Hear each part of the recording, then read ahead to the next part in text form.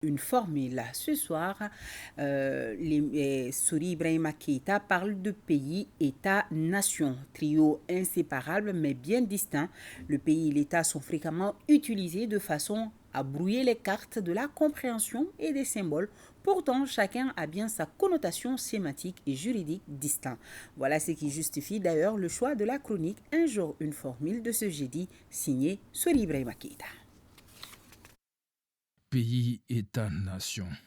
Utilisés de manière interchangeable par tous ceux-là qui ne sont pas familiers avec l'utilisation appropriée de ces concepts, ils ont certes évolué au fil du temps, mais gardent chacun ses spécificités propres.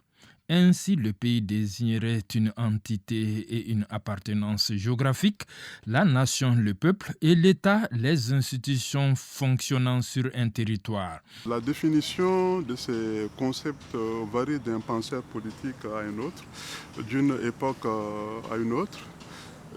D'abord, l'État est une collectivité humaine installée de façon permanente sur une portion de territoire, dotée d'un gouvernement et jouissant de la souveraineté.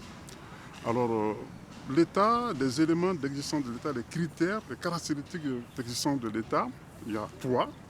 Nous avons le territoire, la population et ensuite le gouvernement. Alors, pour certains penseurs, le gouvernement est l'élément capital qu'un État existe. La définition de la nation appelle à des éléments de peuple, des référents d'éléments d'identité et la nation, on ne peut pas faire la réduction de la nation à l'État. Alors, mais il faut reconnaître qu'il y a une imbrication entre les deux notions. Le pays, c'est le territoire d'un État, le territoire d'une nation. Alors, sur le plan géographique, le pays, on peut l'étudier dans le cadre de la géographie physique.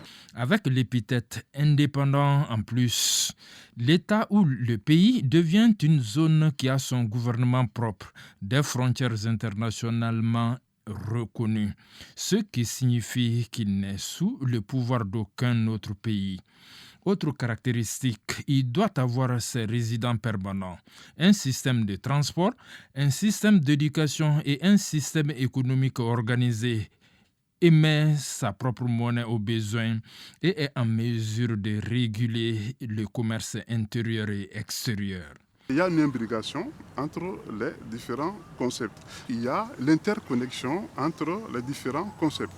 Le Mali répond à tous ces éléments. Nous sommes non seulement nous sommes un État, nous sommes un pays, voilà, donc nous sommes évidemment une nation. Malheureusement, l'histoire contemporaine du Mali, les choses sont en train de prendre d'autres proportions inquiétantes.